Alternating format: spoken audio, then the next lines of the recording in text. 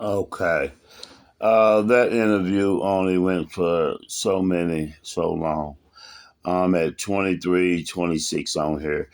I'm Kerry Porter with uh, on Jason Flom. I did this in 2018, July sometime. So this is Louisville's Watchout. Kerry Porter speaks on wrongful conviction with Jason Flom. Jason Flom flew me out to New York on July sometime. It's got a date right there, it looks like. Well, anyway, whatever situation. Oh, August the 6th, 2018 at 1:15 p.m. A.M. I don't know why it says A.M. But anyway, Jason Flynn flew me out there. Me and my friend, Sharon, flew us out there, and um, we flew out there to do an interview, tell the Kerry Porter story of the wrongful conviction in which I did 15 years under the wings of Thomas Wine, alleged BS, his abuse of power. A.C. McKay, as the prosecuting attorney, corrupt. Thomas Wine, corrupt. Detective Kidd, proven to be corrupt. And the justice system unfairly did me $7.5 million settlement, March the 9th of 2018. And as a result of that, murder trial, exoneration during the time, and money, my life was in threat. So I began purchasing guns to protect my home protection, myself at home. Yeah, I did tow guns around on the streets. They think that's not the factor. They called me at my home only. They messed up. So the case 2020, 20 CR 0201. That's a legal gun case in which Thomas Wine, as a Commonwealth attorney, he became a Commonwealth attorney in 2012 and came after me again. And Mark Baker, that was a part of withholding Francois' statement from me for 18 months, to deny me justice in my exoneration. See, after you convicted, you still have fighting chances. It's called post conviction relief. POST, post means after the conviction. So part of my post-conviction relief is I had a right to access back to court to prove my innocence. And in doing that, I was writing the Louisville police, the prosecuting attorney, AC and Dave Single, Thomas Wine, hundreds and hundreds of letters telling them to right the wrong, correct their mistake. I am innocent. Y'all framed me. And 100,000 more different slanderous things that ended up being true at $7.5 million worth of true. The news media, when I got out, they took these things and they ran with all of the things like they're about to do in this gun case. I'm about to fry Baker, the judge Angela Biscuit McCormick, Biscuit or something. Biscuit's more like it's self-rising at that.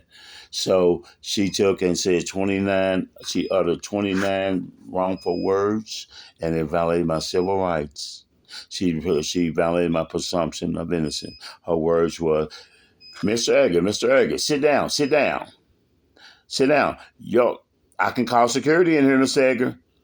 So that is the denial of me having counsel. She's trying to shut him up when he's objecting to it and putting on the record why he strongly objects to her wanting to enter into the order, into her order into the juries to play the entire 911 call when it's highly inflammatory, it's highly prejudicial, it's irrelevant. It violates the presumption of innocence. It denies me the right to confront. Authentication hasn't been proven to get it in. It is illegal in so many constitutional ways, so many unfairness ways, so many due process violations. So our words are these 29 words. I have to order Mr. Edgar to sit down and shut his mouth. She might as well have said, because since she's the judge and it's her courtroom decorum, what she does, she's responsible for those actions. So when she told him sit down, right. So anyway, here's the 29 words that deny me the presumption of innocence. Mr. Eggert, now, your client isn't going to sit there and act as though he done nothing wrong when I can clearly hear this girl screaming for her life in the background. So she's basically saying that I assaulted this girl and she needs the police there, and she ain't the one that made the 911 call. I made it on her. So with that saying, Thomas Wine and Mark Baker acted on the conflict of interest, and here's me telling the Kerry Porter story of my 1998 trial, August 25th, first day. Ended August 31st, 6-day trial. Here we go. Play. The jury goes out. How long did the trial last? The trial lasts 6 days. So she said till August 31st. And I told my lawyer that it would be a 2-week trial, and she didn't put on. She tried, and she didn't call most of the people that I wanted to call. What did you think? And it is interesting too, because we've had people on the show whose trials took up to 3 weeks, I think, and then we had Malcolm Alexander, whose trial took less than 1 day. Wow. Start to finish, jury selection, everything else, and sentence to life in prison. So your trial is 6 days. You've now heard these people get up and lie. Now, before we get to the jury verdict, there was one thing that I read when I was reading up about your case that was confusing me, which was that your alibi was disputed by the one person who could confirm it, right? Right. So how did that happen? What went wrong there? Well, my alibi, my niece said she didn't mean to. My lawyer didn't interview her, and I know my sister. And so my niece, when she got on the stand, she said that she thought that I came in at 11 something on December the 26th before the 27th. And the actual time that I did come in was 4:30 or 5 o'clock. I was using drugs at the time, and I've been getting high all night on orange smear. So when my niece said at 11, my sister said the real time was at 4:30 to 5 o'clock, 5:15. What happened there, when you got a controversy like that between two family members, they think that one person's trying to save them and the other was telling the truth. So that left a bad impression with the jury. I see. So it's really, it wasn't really that they contradicted you. It was more of a misunderstanding between them, which ended up looking like you were lying. Correct. And the Donald, what you're getting at is Donald Brutley. Donald Brutley, I was supposed to have been, when I gave my statement on January the 7th of 97, I told the Louisville police that they said, do you know where you was at this time right here? I said, yeah, probably over my girlfriend's house. Did y'all argue a fight? Probably so, because we was doing drugs. So when I told them the time that I was over her house, she had been in JDAC for 2 days. I was 2 days off. But I told my lawyer that we had a hearing on it, and they produced that I was allegedly lying. But Jason, what a lot of people don't know, when you're doing drugs, cocaine's the only thing I really know. Reefer didn't do that to me. But when you're doing cocaine, when you have a big piece of drug right here, well, the days only matter to real working people and real people. When you're on drugs and stuff, the only thing that matters is that one piece of drug. Whether it lasts 1 day or 10 days, that's only 1 day, because you're only doing that moment.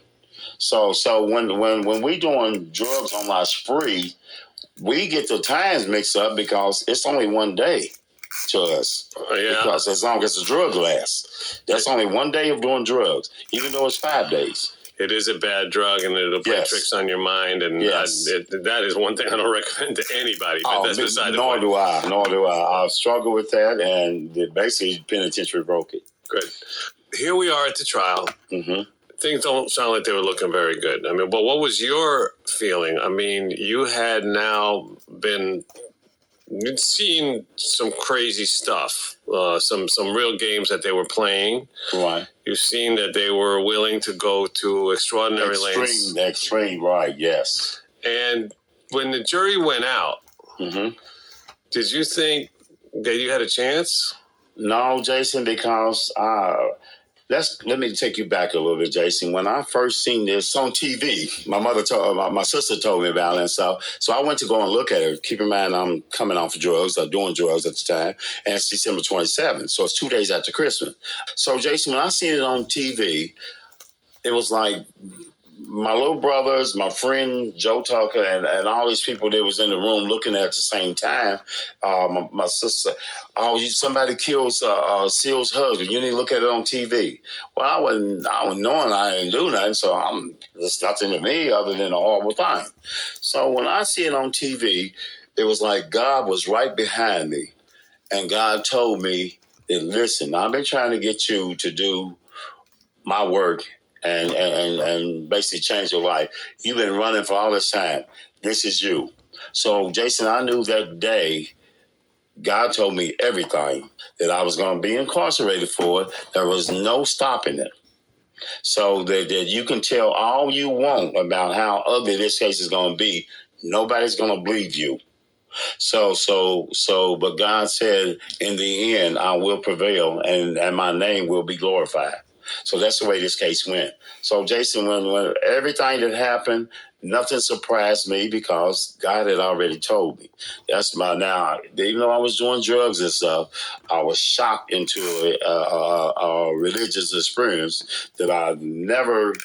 I told everybody, listen, man, they're gonna get me on this case. All of my friends said, man, well, stop saying that. You don't have nothing to do with it. Why would you be saying that? Man, y'all not understand. Man, they're gonna frame me, man. Y'all not understand. I'm not listening. Man, quit telling us that. I told my buddy For Reed. I told Darren Woods. I told all some close people to me, and they all thought I was crazy. So Jason, when the verdict came back in 40 minutes, I was not shocked.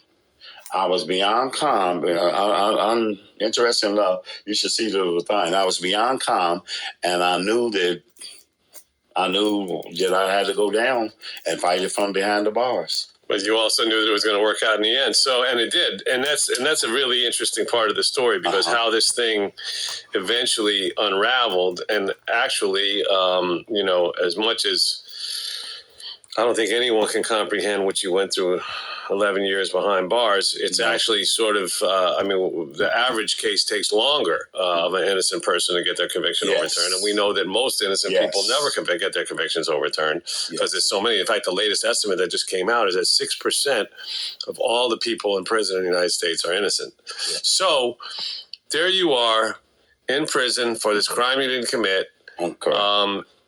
And sentenced to 60 years. 60. So basically life sentence. You would never beyond a life sentence, right? You weren't going to live 60 years in there. Oh man, no. I knew day one that I was calm about everything because it was the Book of Daniel. I'm going to come out smelling like a rose. And God assured me that, and I assured God that if you give me enough wisdom and enough strength to fight this case, I would help everybody that comes to me that is willing to help themselves.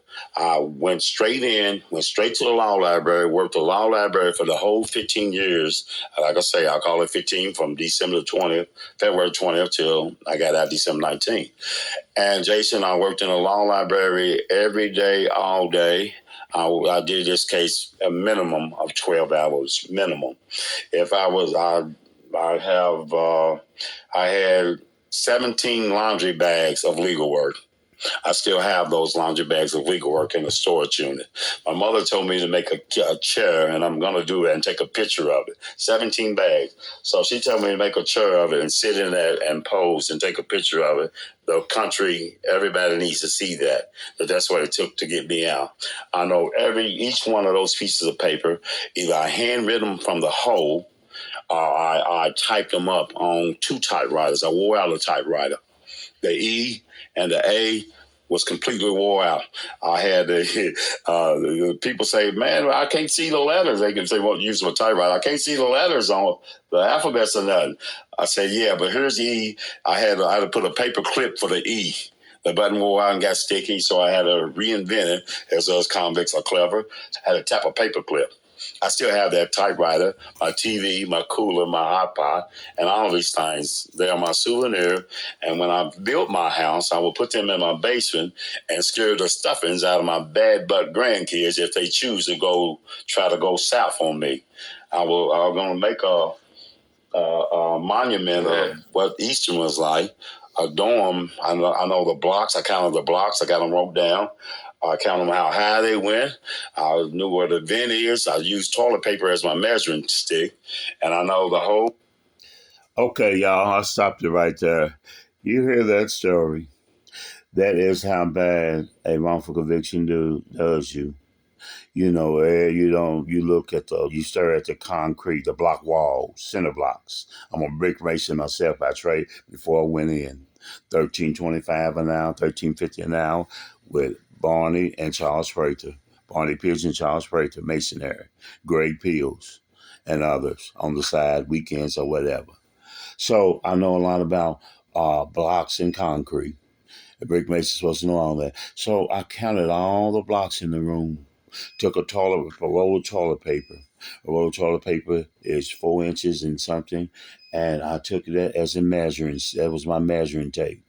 So I measured the walls and wrote all these things down with the toilet paper, so that I wrote the angle that they were in. I know I'm pretty good at mathematical. I was a C plus, B plus math student, so I'm real good at math. So I know the angles that they had in there. I know that every 3/4 of 8-inch blocks, 3 times 8 is 24. So every 3 blocks is 24, is 2 feet high. So I knew that the walls were right. But the standard unit of housing across the nation, across the world, is 8-foot ceilings. So I counted these things.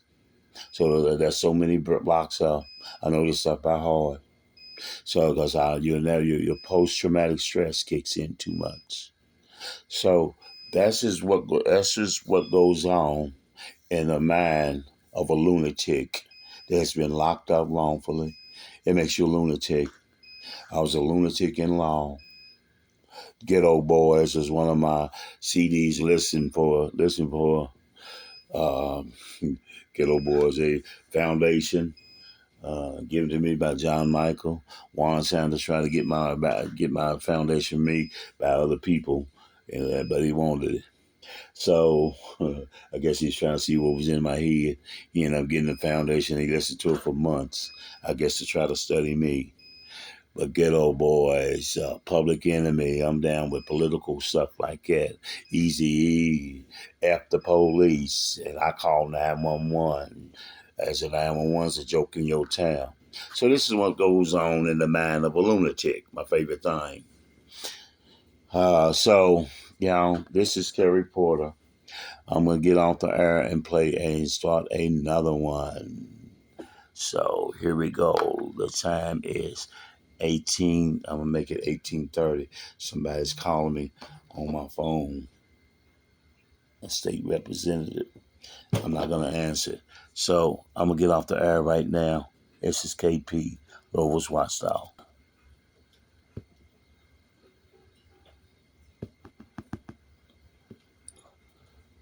It didn't stop it this time.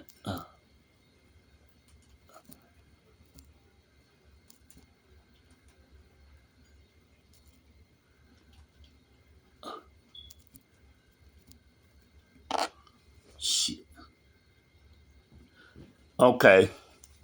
We're back on the record, I guess. It didn't stop it. So I'll just let it keep on flowing. I can't. Let me see if I can stop it this time. Nope, that didn't stop it.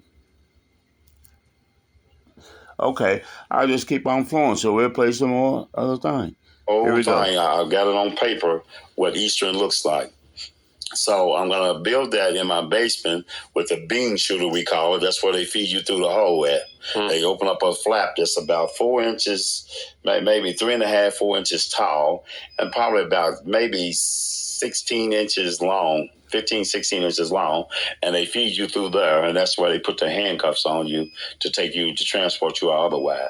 So I'm going to put this in my basement for other kids as a monumental that, hey, listen, don't be me. So let's talk about what I would call my favorite part of the story, right? Okay. Which is how this thing got fixed. I mean, it can never really be fixed because no one can give you back those 11 years of your life, but you have certainly made the most out of it. How did you ultimately find your freedom? Because I love, and we're finally going to let people in on the Baywatch part of the story because it's great. Right. Like now, I ultimately found my freedom by working 18 hours a day. That's what it's going to say. I know about hard because I'm still doing it now. My basement is out of control.